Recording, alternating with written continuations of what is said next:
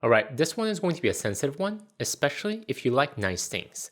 But I do want to talk about it because we live in a world where too many of us accept perception as reality. We believe that when someone has super nice, rich looking things, they must have the money to back it up. However, the truth is that when it comes to many of these nice purchases, the rich purchases, most often, reality is not what seems on surface. In actuality, many of these rich purchases, those that are supposed to signal financial success, actually signal the opposite, financial struggle. So without further ado, let's get right into it. Let's cover the 7 so-called rich purchases that actually signal financial struggle. However, before we dive in, just in case you're new to the channel and we haven't met yet, my name is Tay from Financial Tortoise, where we learn to grow our wealth slow and steady. The number one rich purchase that actually signals financial struggle. Extravagant, over-the-top gifts. The most epic $5,000 birthday gift, but for a 12-year-old. Treating 10 of your friends to an expensive dinner out, just because. A golden crown, made out of, that is right, real gold. Now, gifts are nice. They convey to the recipient that we care and that we want to appreciate them. However, when we take it too far, when we focus too much on the extravagance of the gift, we're often signaling insecurity rather than generosity. Because here's what is actually happening when we focus so much on giving the most expensive, the most over-the-top gifts. We're not being generous. No, we're actually being desperate. We're desperately trying to buy love, admiration, or status through that extravagant gift. Hey, look what I got you. See how awesome I am?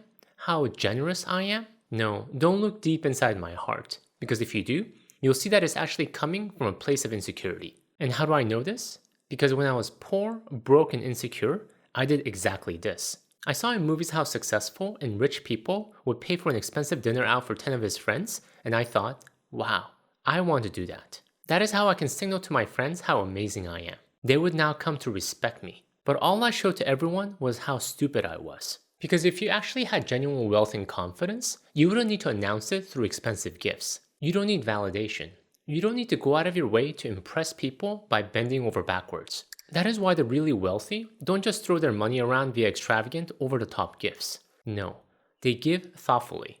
They give strategically. And when they do give generously, it never comes at the expense of their own financial foundation. So if you constantly find yourself making grand gestures with your money, constantly trying to be the person who gives the biggest gifts or pay for the most expensive meal, pause. Ask yourself, am I doing this because I genuinely want to? Or am I doing this because I'm trying to prove something? Most often, if you struggle with the same insecurities that I did, it probably is the latter. The number 2 rich purchase that actually signals financial struggle. In the line of extravagant gifts, extravagant life events. Think over-the-top weddings, epic birthday gatherings, or any other random life events people feel the need to throw an extravagant party for. And again, how do I know this is what broke people spend money on?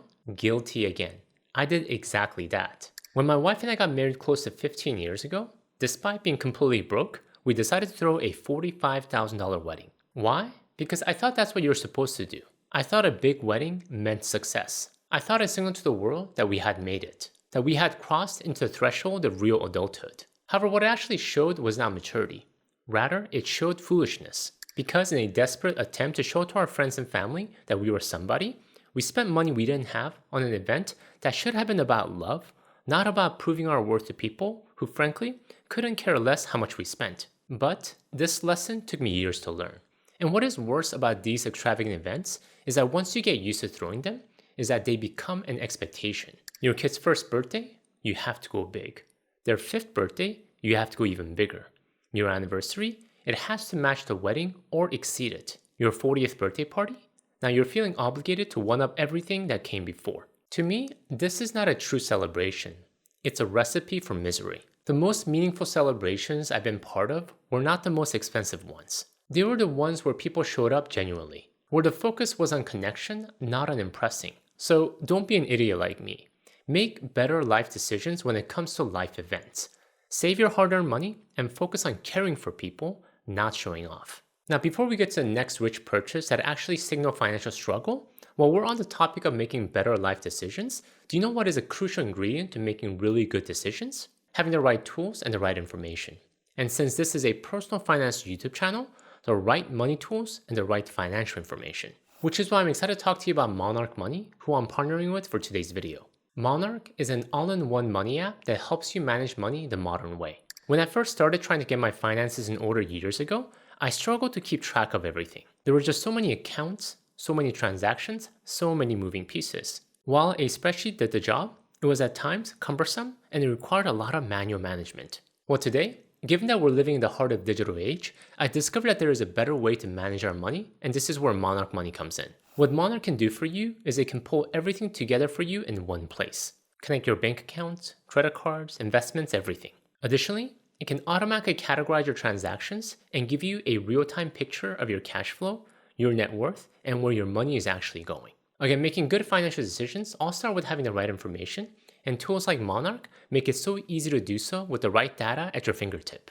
So if you want to better take control of your finances, I highly recommend you check out Monarch today. And for a limited time, if you use my special code TORT50, you'll get 50% off your first year. So go to my special link I'll have in the description below so you don't miss out on the discount. Alright, with that said, let's get back to the video. The number 3 rich purchase that actually signal financial struggle. Shifting to investing, and in that line, investing in exclusive opportunities. Essentially chasing after what you believe to be the next money-making or money-growing scheme. Why? Because you're broke? And thus whenever one of your friends or colleagues tempt you with a supposed exclusive opportunity, you can't help yourself. Hey, I got this real estate syndication. They're only letting in 20 investors. Are you interested? We have to act fast before the spots run out. My advisor started a new fund last year and he's already beaten the market by 18%. Do you want me to talk to him? To see if he's open to new clients? The supplement company is looking for distributors. You could be making $50,000 a month if you recruit people below you. Here's the truth. Someone who's actually wealthy does not chase after these things. They don't need to. Why? Because they actually have a long-term wealth strategy. They don't get swayed by the get-rich-quick schemes or the next big break because they understand lasting wealth compounds slowly. However, someone who is broke, someone feeling constantly financially behind, they're desperate. They're looking for a shortcut. They're looking for the one move that's going to change everything. And they're willing to pay premium prices to be part of something exclusive. But if you're serious about wealth building, you have to learn to ignore these so-called exclusive investment opportunities because the one making money from it is not you. It is the person who is pitching it. The number 4 rich purchase that actually signals financial struggle. Buying a luxury car, but with a 7-year loan. Now, I don't have anything against luxury cars. If that is your thing, I'm totally all for it. The key is to make sure that you can genuinely afford it. And if you have to finance a car, especially with a 7-year loan in order to drive it out of the lot, I'm sorry to break it to you, but you cannot afford that car. Affording something means you can buy it outright. You may choose to finance it for a short period, maybe because of a low interest rate, but if you cannot write a check today to buy that car, especially that luxury car, you're lying to yourself if you say that you can afford it. But I know, so many of us try to justify our decisions. Oh, but I can afford the payment. Oh, but all my friends have nice cars. Oh, but I deserve it after working so hard. Do you know what I say? You don't deserve a luxury car on a 7-year loan. No, what you deserve is financial security. You deserve to sleep at night without stress. You deserve to have money in the bank instead of a car payment hanging over your head for the next 7 years. So make your choice. Stay broke with a luxury car that gets less nicer every single day, or drive a car you can actually afford and watch your net worth continuously compound upward. The choice is yours. The number 5 rich purchase that actually signal financial struggle. In the theme of luxury, let's talk about some luxury homes. Or specifically, the perfectly curated Instagram home. You know the one I'm talking about. The one where every room is perfectly decorated. Every detail is intentional. The kitchen has marble countertops and stainless steel appliances. The living room has designer furniture and art on the walls. The master bedroom looks like it belongs in a magazine. There's a home theater, a wine cellar, a gym. Everything is immaculate, curated, and screaming, "Look at me, I have made it." Now, I'm not saying there's anything wrong with nice things and a nice home. And I'm not saying you shouldn't enjoy where you live. But there is a massive difference between a home that you love and a home you curate for an audience. Because when you design a home curated for an audience, for Instagram, in my eyes, that is not a home. That is a set, possibly a movie set. And I don't know about you, but I don't know of anyone who can comfortably live on a movie set. I mean, if I had a perfectly curated Instagram home, I can imagine myself yelling at the kids all the time because I'm afraid they'll either scratch the marble countertop or leave crumbs on the immaculate floor. And to me, that is not a healthy home setting. A home should be a place where you can be yourself. A place where you can spend time with the people you love, where you create memories for you and your family. But that is almost impossible to do in a perfectly curated home.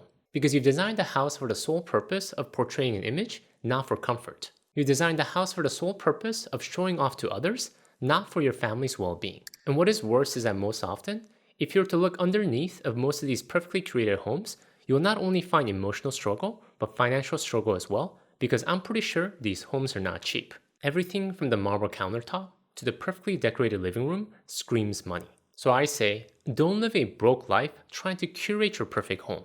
I say live a truly wealthy life by building a home that serves you and your family. The number 6 rich purchase that actually signals financial struggle. Obsessively chasing limited edition. When I was living in Southern California, I had a friend who was obsessed with chasing limited edition Disney merch. Pins, popcorn buckets, Mickey Mouse ears, you name it. Every time a new exclusive drop came out, she would spend hundreds of dollars and post it all over social media. And while I wanted to be happy for her, deep down inside, if I was honest, I would cringe every time I saw her swipe her credit card. Because you have to understand this. Limited edition does not mean something is actually valuable. All it means is that it is scarce. And scarcity, from a marketing perspective, is simply a psychological trigger that companies are using to make people spend more money. This is exclusive, only 500 made. You cannot get this anywhere else. And if you don't act now, you'll miss out forever. And without thinking, you buy because you're afraid of missing out. But this is broke thinking. If you're serious about building wealth, you have to be smarter than these companies. You have to recognize their marketing strategies and learn to navigate around them. And please don't take this statement as me saying you should never buy limited edition things. If you genuinely like them, like my friend that loved Disney merch, please go right ahead. Just don't blindly buy them just because they're labeled limited editions. Don't fall for the scarcity game. Don't let emotion drive your spending behavior. You are way smarter than that. The number 7 and final rich purchase that actually signals financial struggle. Timeshare. I know, if you own a timeshare or have thought about it, this is a sensitive one. And I'm going to offend a lot of people here, but I'm going to have to come out and say it regardless because I want you to succeed financially. I'm a firm believer that timeshare is not a good use of your money. Actually, I take that back. I think it is a horrible use of your money. It is not a purchase that people who truly want to build long-term wealth spend their money on. And let me explain why. Most often, timeshares are sold as a smart financial decision. It is positioned as if you're being sophisticated because you're optimizing your vacation spending. Instead of paying for hotel rooms year after year, you own your vacation property. You lock in your vacation costs today. You get access to luxury resorts around the world. And you're building equity. But that is just a marketing scheme. When you look at the actual numbers, it says otherwise. When you purchase a timeshare, you're often paying anywhere from $10,000 to $50,000 upfront, sometimes more. Then you're paying annual maintenance fees. Sometimes $500 a year, sometimes $1,500, sometimes $3,000. And these fees go up every single year. They never go down. But it gets worse.